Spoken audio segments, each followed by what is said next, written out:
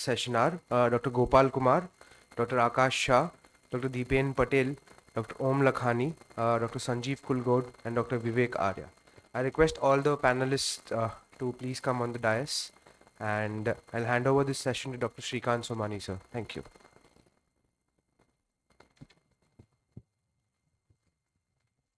To be noted, the time for the panel discussion is 30 minutes. Thank you.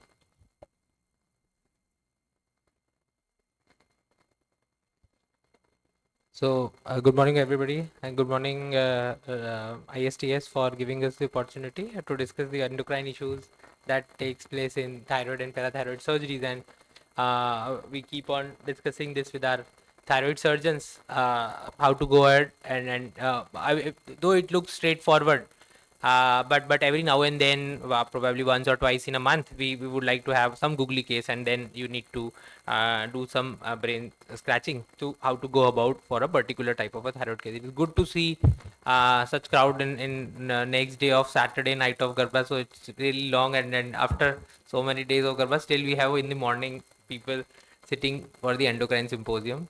So, good morning, all of you, and we'll have questions one by one. And it's a forum. It is panel discussion. We can have questions from the crowd also. Just raise your hand.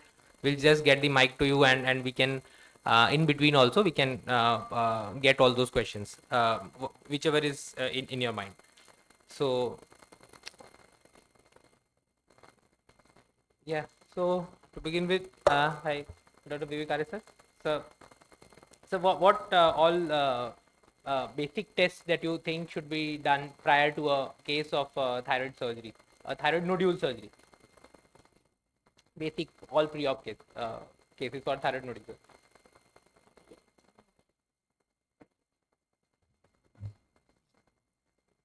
Yeah, good morning, all of you. I think any thyroid nodule, when it comes to you, probably you want to know two things about the thyroid. Number one is whether thyroid is functioning normally. What are the kind of thyroid profile like T3, T4, TSH levels are there. So that is one thing which you'll be looking at rather than the routine test, what you'll be doing pre-op. Anyway, most of the cases you'll be doing, but you'll be looking at thyroid profile, number one. And number two will be to understand what kind of nodule that is either benign nodule or it is a malignant nodule. So the test related to that would be required. So which may be in form of a sonography to find out whether it is a single nodule or it is a multinodular kind of a disease. Second thing would be to find out the cytology of that, for which FNAC would be done, and you have the grading in terms of thyroid and parad ratings, so that you know that whether it is a benign or a malignant kind of a nodule, and further which a surgical pathway would be taken accordingly. Dr. Rome, so you have any further tests to be added in a hyperthyroid case specifically? So you are saying hyperthyroid? Hyperthyroid planned for surgery, apart from T3T4 TFH, as sir said, and USG and FNAC.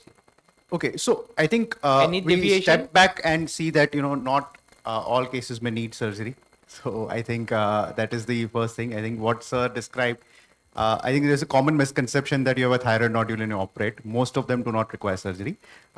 If the patient is having an hot nodule, right, I would rather consider radioactive iodine therapy rather than surgery for such cases. Now, assuming that, so I think a hot nodule undergoing nodule surgery, unlikely, right? But we already had a situation where you could have patient with Graves' disease, which is refractory. Again, surgery becomes probably the option we'll keep at the end. There are other better options, right? Now even we had cases where we had done thyroid artery embolization with very good results. So we have a lot of non-operative options. Yet if surgery is the option, you have a you can enumerate the causes huge first. Nodule, huge goiter. I think already, Charlene had a good talk on that. What I'll say is, apart from the, thyroid function, you'll also look at the end results of the thyroid, involvement. For example, let's say patient has thyrotoxicosis, you do a good cardiac evaluation, right? Look for the, get an ECG done, look for, get an echocardiography done. A lot of these patients also, Graves' disease patient may also have underlying other autoimmune disease, like for example, could be having, adrenal insufficiency, which, just yesterday we had a patient for non-thyroid surgery, who came, was turned out to have Graves' disease also had adrenal insufficiency. So again, that's something you need to watch out for. Some of them may have undiagnosed diabetes mellitus, right? Again, that's something you'll need to look out for. So all these things you need to watch out for. Anybody who has undergone a thyroid surgery in the past, often a lot of the times we don't see that, they've been evaluated later. They often tend to have hypopara. Again, we had a talk on that just recently. So these are the things you look out for. I think a lot of things to really, it's a nuanced topic, right? But I think, to briefly, I think you look at the end organ results of the thyroid dysfunction as well. So that's important. So, just an extension. What are the cases that you refer for of hyperthyroid for a surgery? Yeah, so that's a good question. 1, 2, 3, 4. Yes. So I think often economics drive thing, because other non-operative options may be, in fact, it's very strange in India that you have surgery, which is probably cheaper than certain non-operative interventions. So that is one. So patient has a large goiter, right? And the goiter itself is problematic for the patient. In such cases, you consider surgery. One very important use case for surgery, and this has been underrated, I would say. Patient with severe thyroid eye disease, with Graves' disease. In such situation, there are very limited options what you can do. And now, of course, there are better options coming up. But when you have a refractory thyroid eye disease, which is quite severe with Graves, in such cases, and we have had a lot of patients like this, where the patient has undergone a thyroid surgery. And again, because, remember, there is a cross-reactivity of the antibody. So once you remove the antigen itself, you have the patient improving over a period of time. So I think that is one case where I think it's a very important use case for thyroid surgery in modern era. I'd like to add, Graves with a cold nodule again becomes a very important indication for surgery. Thanks, sir. So, Dr. Sanjeev, sir? Yeah, sure.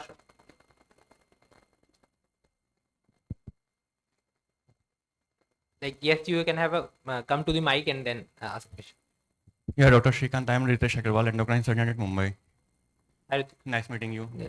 So, in Graves' disease or in hyperthyroid patients, the battery of tests lies that you should get a CBC, LFT, and RFT also to look for any damage due to antithyroid drugs. That is essential because you are contemplating surgery. Thyroid scan is essential, as Dr. Vivek told, that we have to find whether the nodule is a hot or a cold, because it guides the planning of surgery, what kind of surgery we have to do. And as Dr. Om also told, the thyroid functions you told, thyroid functions, ECG and 2D echo to look for any cardiac events, because heart has to be stabilized before surgery. If there's any arrhythmias, they have to be tackled first before surgery. Yeah. So this is the simple battery of tests we should do in all cases of hyperthyroidism before surgery. Absolutely.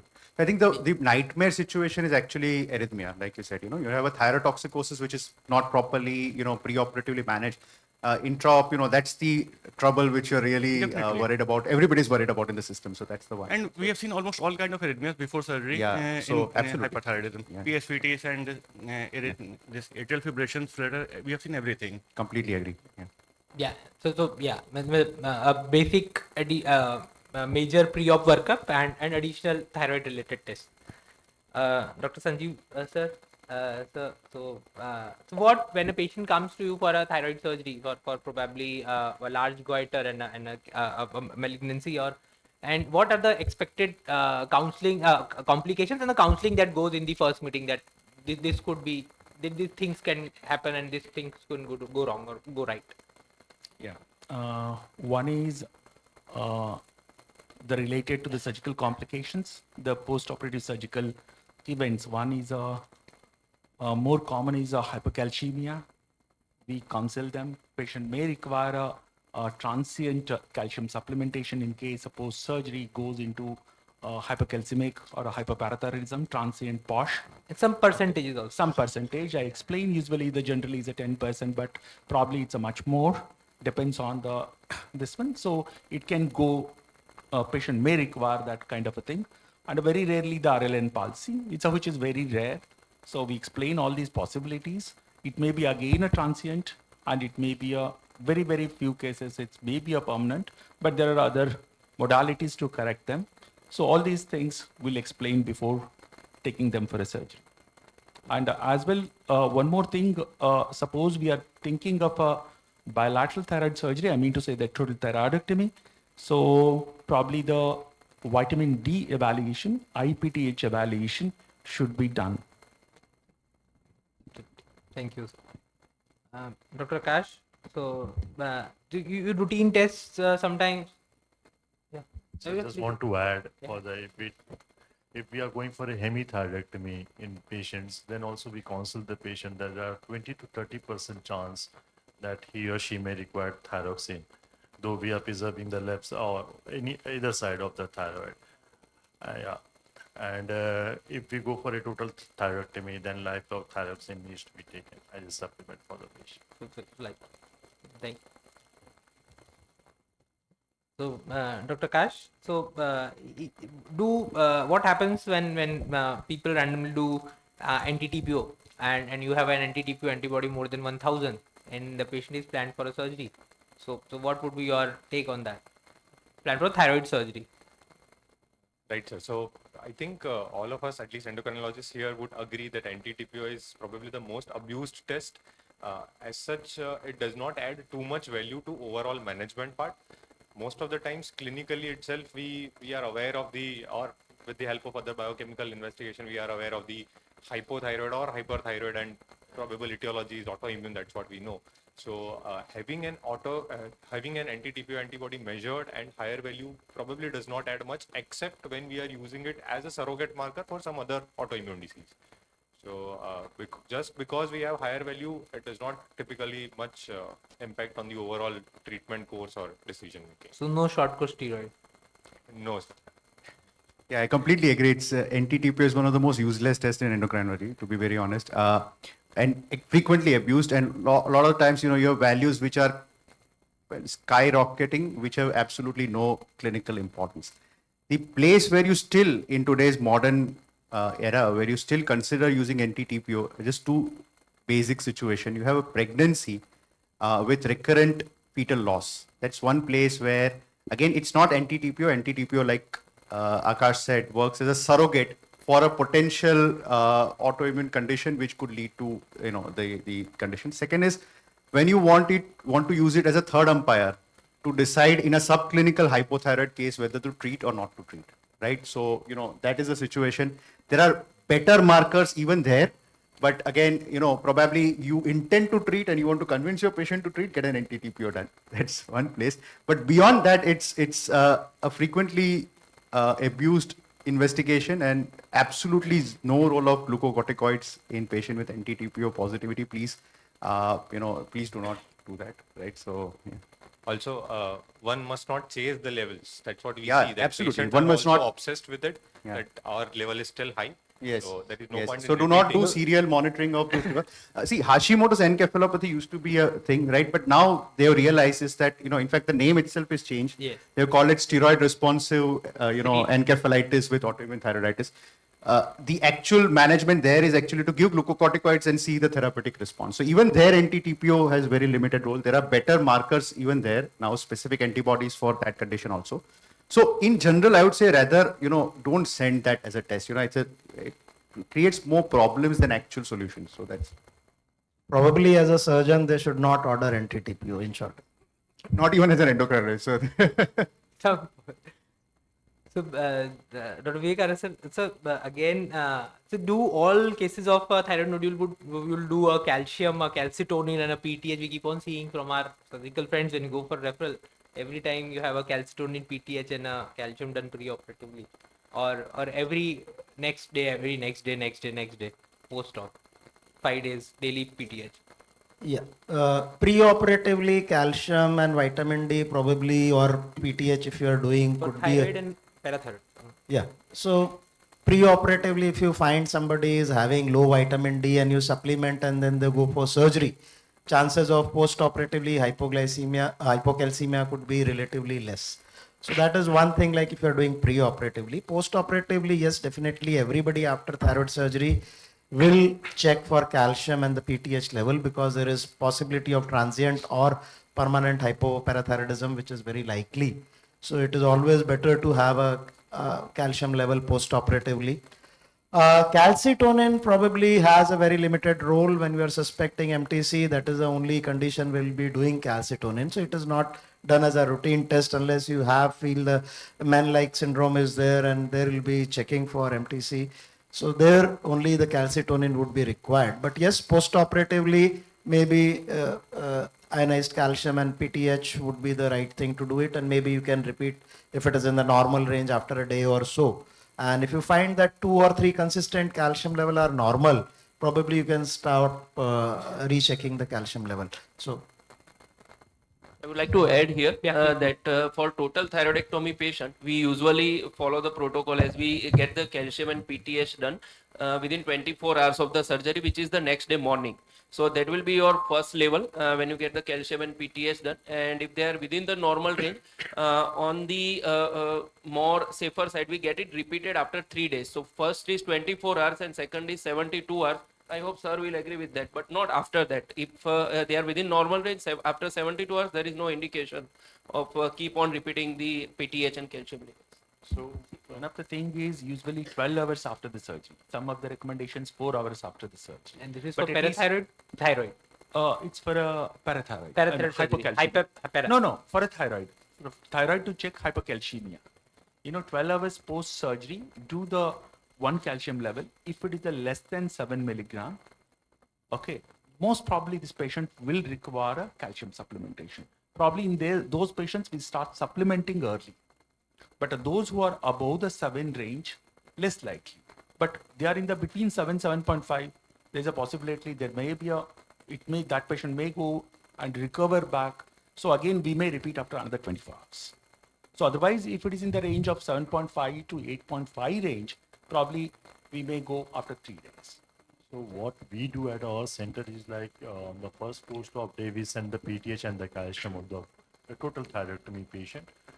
And if the PTH value is more than 15, irrespective of the calcium value, like suppose calcium is 8 or 7.6 and the patient is asymptomatic, we don't start supplement calcium at that time.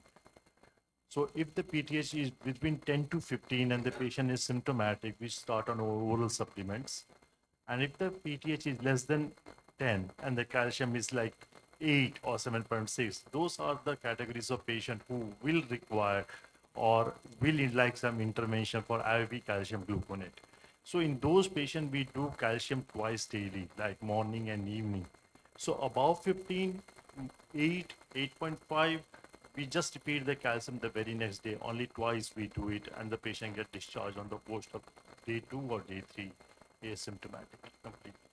So no need to do calcium if the PTH and the calcium's value, PTH is above 15 on the first post-op day. There is no need to change on keep on doing calcium level for 5 days or 6 days. Day or 2 is more than enough. Shrikant, can I just, Dr. D'Cruz, Yes, sir. I just want to endorse what Gopal is saying. Calcium and PTH are two most abused tests post-thyroidectomy. Everybody does it. When I was at Tata's, we never did PTH. We used to do calcium after 48 hours and then continue. The interplay and when to do calcium, no one knows the right answer. They've looked at calcium slopes, PTH slopes, 6 hourly, 12 hourly, 24 hourly. But what Gopal said is ATA recommendations. Do it once. If it is less than 15, you're going to have a turbulent course. Most probably, even there, that is not sure. But if it is above 15, you're on a safe wicket. And I want to tell everybody, don't. So there are two ways to treat it. One is you let the patient be hypothyroid and stimulate, let the patient stimulate and make more PTH. And the other is the splinting method where you give calcium. Because now I'm in private, I splint. I give a little bit, but don't give a high dose. I have seen a PTH of 50. You put the patient on calcium and rocatrol, and the PTH comes down to barely less than 15. So just do it once, more than 15 safe wicket, get guided by your clinical symptoms, and I do it 48 hours later once. If it's okay, patient goes home. All this came in the West because they made it daycare surgery. That's why they did all these many things and confused all of us. Thank you, sir. Thank you, sir. So I think take So- by endocrinologists is that it would be more of a calcium-oriented thing, treating it rather than a PTH-oriented thing. Like if your calcium goes to 7 and your PTH is still, so let's say 15 or 20, you have to treat that hypocalcemia. The PTH would just guide us ki whether it would become a long-term thing or a short-term thing. We have, sir, then So if I have there a is more to query, be sir. corrected. I have a query and question to all the endocrinologists. Is it mandatory to do serum vitamin D before surgery when we are going for thyroid surgery? Before surgery, vitamin D. Will you recommend or not? Let me ask you this. If you do vitamin D of all the people here, what do you expect? Everybody is going to be low. Deficient. So, if But if will you- majority are going to be deficient, So will you empirically replace We don't So- do it. or evidence based? so I think it's a nuanced point. Let me first address. I agree with Shrikant, and also one more issue here. Separate thyroid surgery from parathyroid surgery as far as calcium monitoring is concerned, yes. because with parathyroid you could have a delayed hypocalcemias also. You could have hungry bone, as we discussed. Sir had talked about this, so parathyroid. Don't be shy of repeating calciums if necessary, even phosphorus. It also gives you a good, kind of perspective of where the patient is going. Parathyroid surgeries, be more careful. Thyroid surgeries, what I would say is that if the patient does have, even if the PTH is on the higher side, if the patient is symptomatic hypocalcemia, you have to treat it. You have to monitor it, because not only, yes, the patient will produce more of his own PTH and correct it on his own, but at the same time, hypocalcemias have potentiality to produce cardiac arrhythmias and cause death. So be very careful in these patients. If there is, air in the side of treat. As far as the, vitamin D is concerned, well, what I will say is that a lot of people will be vitamin D deficient anyways. As a routine protocol, no. As a routine protocol replacement, no. Whether whether it will impact the post-operative risk of hypocalcemia, no. So all these are no. As long as the patient is, if the parathyroid is intact in your surgery, you've done a very good surgery, you've kept the parathyroid clean. I don't think that's a problem at all, unless the patient has pre-operative issues. That's a different issue. But somebody with a low vitamin D and you have preserved the parathyroids and you've done a very good surgery will not develop hypocalcemia because of the vitamin D issue. They will, there might be other reasons. So as a routine, I would say no. And because it's so vitamin D deficient country we are, even despite all the sunlight, I think, unnecessarily chasing that also is a problem. So Thank you. So And- Dr. People Yeah, like who have another- low vitamin D, the hypocalcemia is very severe. And again, they require IV calcium and so many other interventions. So if you are doing battery of test for your patient, do vitamin D also and supplement him. That is much easier thing rather than having a severe hypocalcemia, difficult to manage kind of hypocalcemia. It is always better to replace them. If they are Agree. low. Also, it is I- very important to do if patient is symptomatic hypocalcemia, serum magnesium. yeah, agree. It has Yeah. to be done. yes. As you asked for routine evaluation and you told serum calcitonin, is there any harm in doing serum calcitonin before thyroid nodule surgery?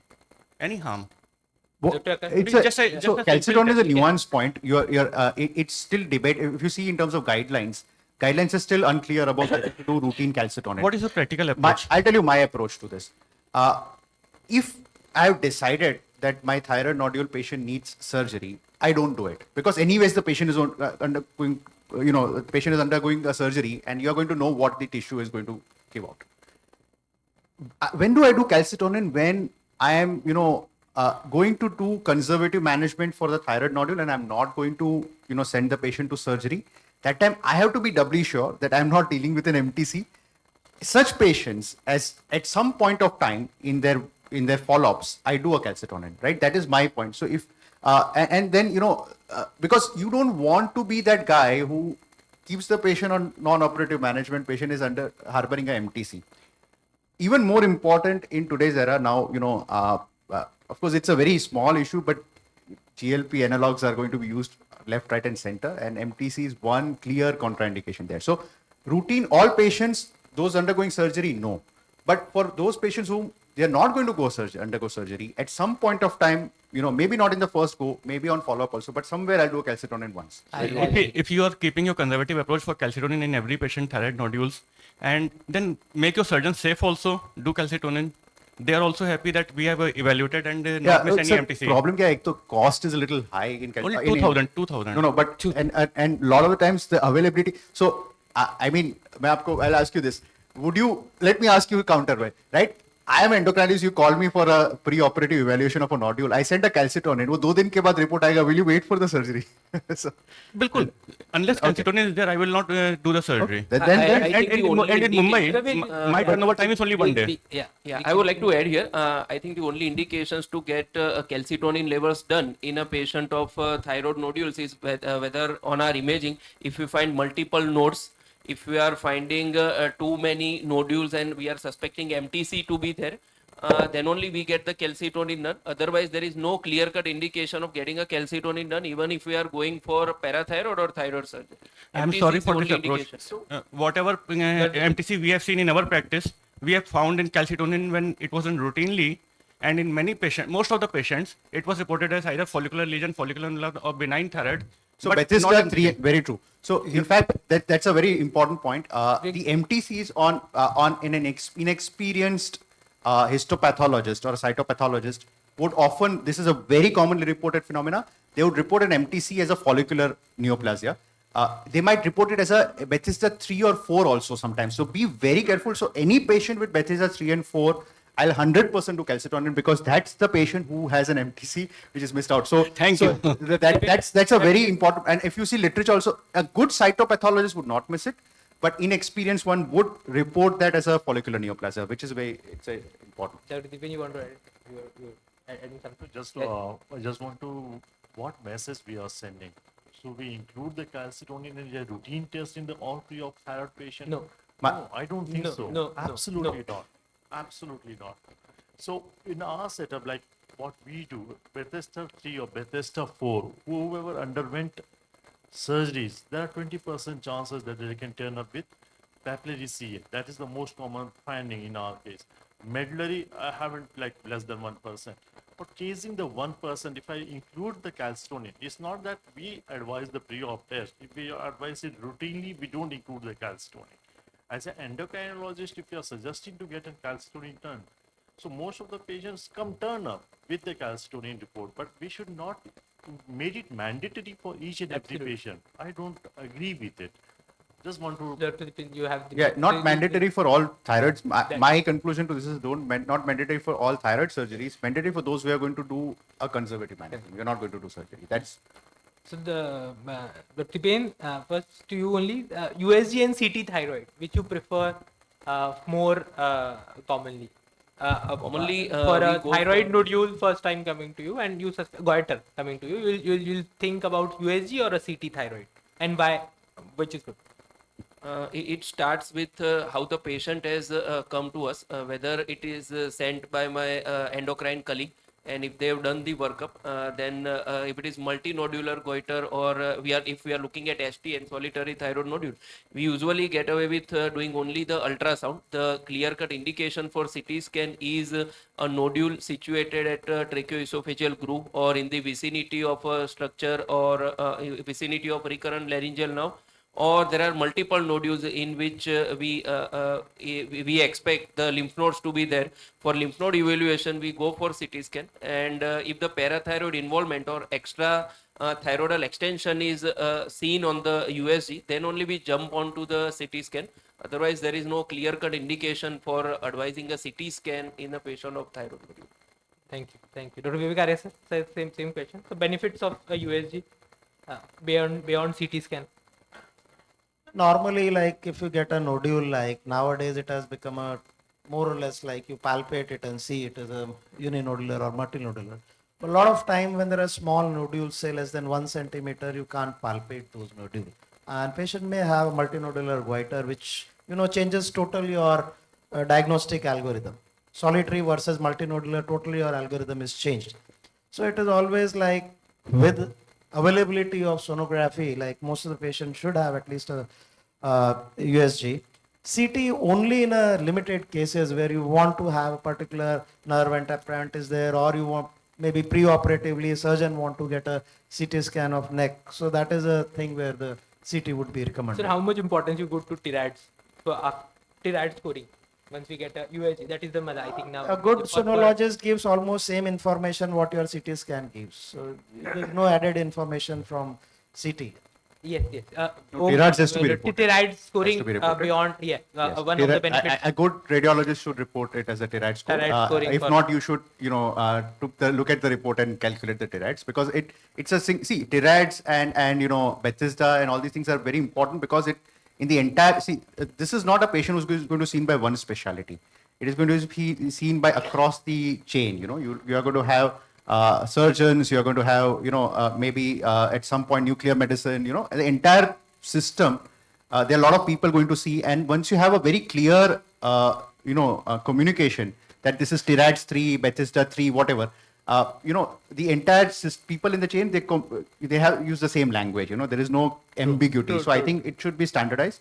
As far as the CT is concerned, I have in fact seen radiologists often do CT scans for some other reason, and then they say get an ultrasound correlation for thyroid nodule. So ultrasound is the Most important test. Dr. Gopal, So as a surgeon perspective, I would Yeah. like Yeah. to say that if it is a retrosternal multinodular goiter or any thyroid nodule that is going retrosternally below the clavicle, I would like to go for CT scan. Multiple lymph node involvement or paratracheal lymph node involvement, clinical indication, I would like to go for CT scan. If it's in the tracheoesophageal group, as my friend has already discussed, if I suspect tracheal invasion, I would like to go for a CT scan. So those are the, as a surgeon perspective, that we like to see, or we like to determine what will be our extent of surgery. Thank Let me ask you, sir, Airway. when you're talking about Another indication Yeah, is for the airway management. Suppose if it's a large goiter which is pushing the airway around, so the plain CT will give the perspective about the airway also. So from that perspective, as a surgeon and anesthetist perspective also, sometimes we need a CT.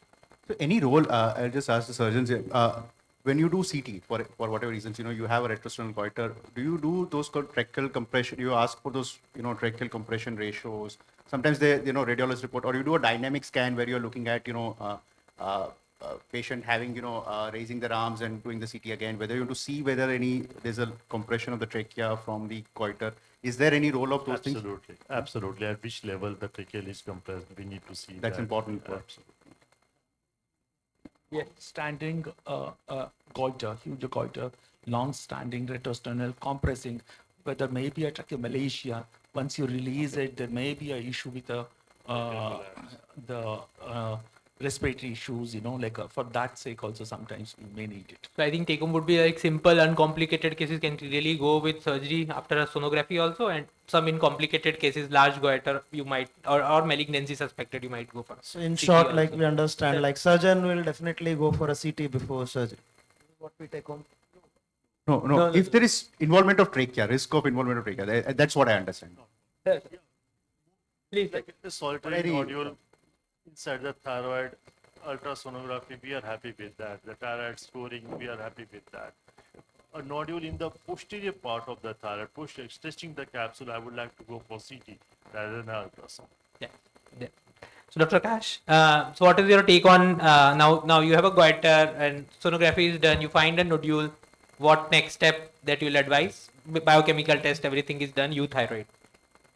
Right, sir. So this is very important. Again, we need to have words with our radiologist friends that every time we send a USG thyroid, we definitely want to know about the thyroid scoring, the risk stratification. Already we know there is a thyroid gland. Thyroid 3. We know that, yeah. So if it is thyroid 3, then again it's in the gray zone. So ideal is that if the nodule size is more than 1 or 1.5 centimeter, we can have different cutoff. Most of the times more than 1 centimeter, better to go ahead with an FNSE. And after a Bethesda risk stratification, we can again reconsider what to do. Some points on Bethesda, please. Some points on Bethesda, how it is useful. So when it is Bethesda 1 or 2, most of the times it is clear we don't need to do anything much except for observing patient over a period of time. If it is, What is the risk of malignancy? Bethesda 1. So 1 you will have to repeat. So 1 is basically not. 1 and 2. 2 is fine, but 1 is you. Yeah. So again, risk would be somewhere less than 5%, if I'm not mistaken. And if it is Bethesda 5 or 6, risk is fairly high. So those are the candidates for surgical most of the times. 3 and 4, again, quite a gray zone. 4 probably more inclined towards surgery. 3, again, a gray zone. So we need to have discussion with the surgeon as well as with the patient from time to time. And depending upon the size of the nodule and overall patient characteristics, overall comorbidities, we may consider whether to go ahead with the surgery in near future or we observe a period of time regarding changes in the nodule. So not everyone referred for Bethesda 3 for surgery? 3 or 4 is again, it's a nuanced evaluation. My first step in this is to get an expert cytopathologist repeating that, right? Because a lot of the time, that often clarifies the issue, reclassifies the patient. Now you also have, you'd all have heard about thyroid gene panel, right? Which is now available in India with MedGenome. So you can talk to your pathologist. They will send the report. So that is another way, which is now the international standard. Also, guidelines are also saying that. This is again an area where we talked about calcitonin. These is the patients where you should consider doing a calcitonin also. See, again, the idea is to reclassify the patient and kind of reclassify whether you want to. And in such patients, a leniency towards going for surgery also is not wrong, right? I would say, the patient should be, that surgical discussion should be there because, you don't want to leave a TIRATS 3 or 4, completely going home without any evaluation also. So I think these are areas, it's a tricky place, but the standard of care now is to do the gene panel, right? Which is now, if the patient can afford that, should be done. Yeah, probably depends, like with the Bethesda 3 or 4 patient has gone to surgeon, probably is going to get surgery done. If he has gone to endocrinologist, maybe he will wait for another FNAC in next 6 months or so.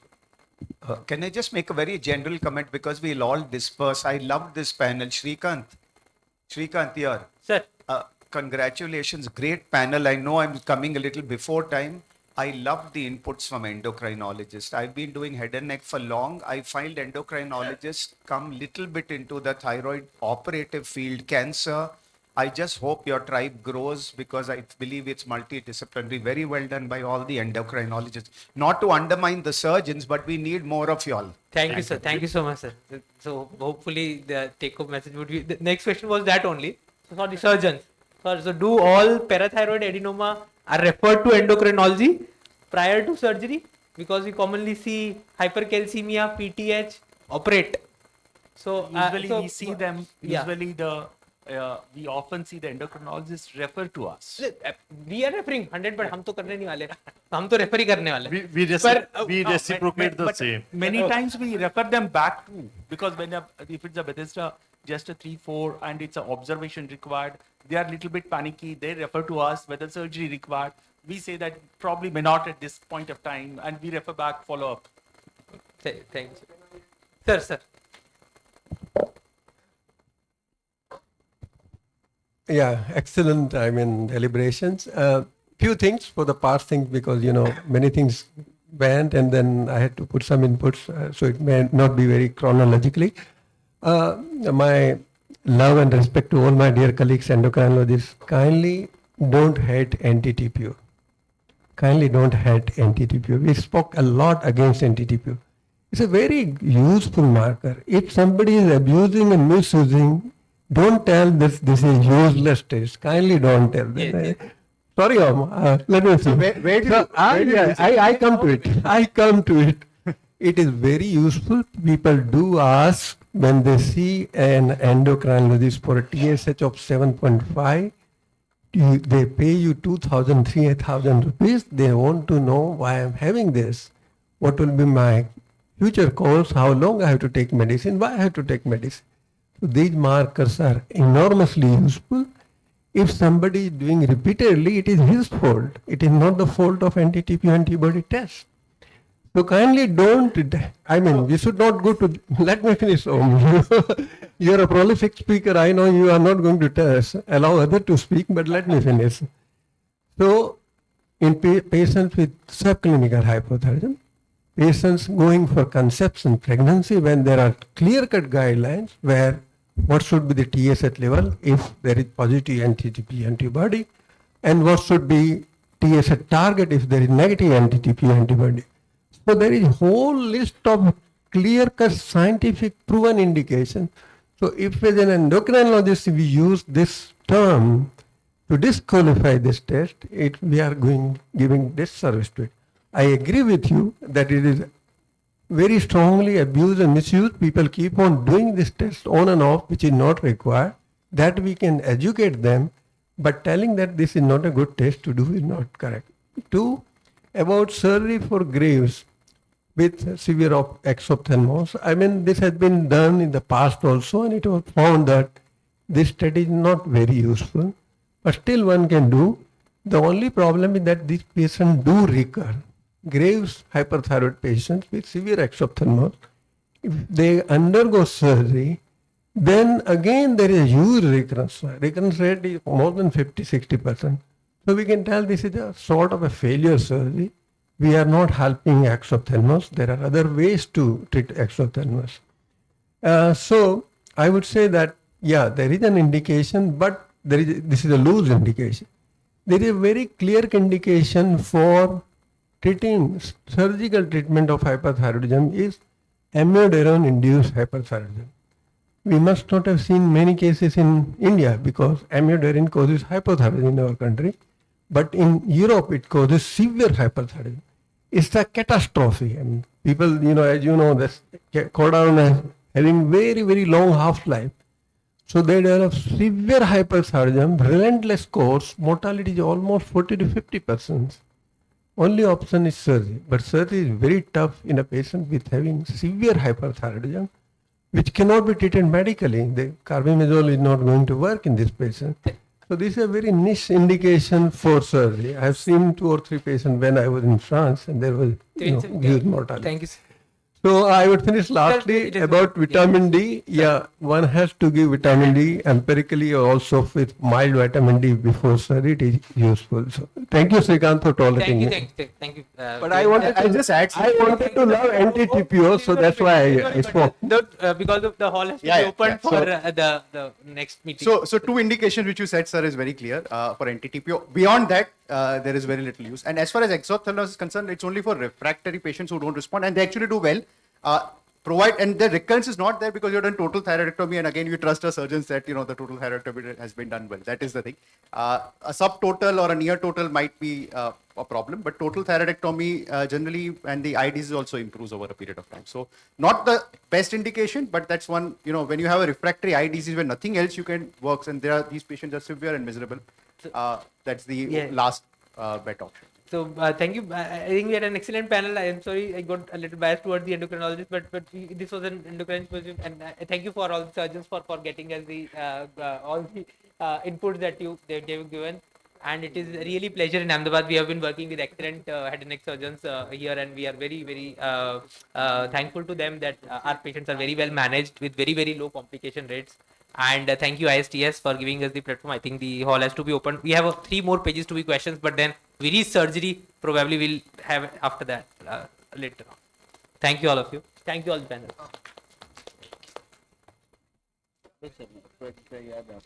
We need a group photo. Thank you very much to everyone who has participated. Thank you, Dr. Srikanth, for moderating this wonderful panel and the panelists. And thank you to especially all the endocrinologists and the physicians who made it on a Sunday in the Navratri region, the Navratri time. So it's a pleasure to welcome all of you to Ahmedabad. Thank you for making this session of ISTS so successful. Thank you very much.